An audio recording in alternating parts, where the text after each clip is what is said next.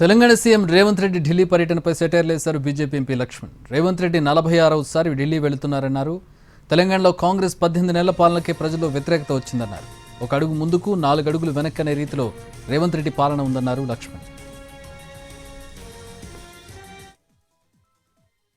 పూర్తిగా ఇవాళ వ్యతిరేకత కాంగ్రెస్ ప్రభుత్వం అమలుకు నోచుకొని హామీలు ఇచ్చి గట్టెక్కినారు. కానీ తీరా చూస్తే ఇవాళ ఈ అప్పుల ఊబిలోంచి మరి రాలేక అబద్ధాలు చెప్పి అధికారులకు వచ్చాం. కానీ బండిని ముందుకు సాగలేకపోతున్నది.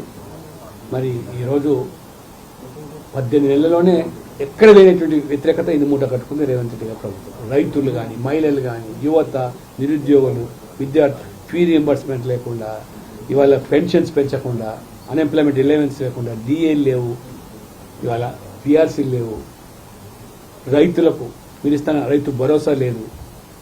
అన్ని వర్గాలు కూడా అసంతృప్తిగా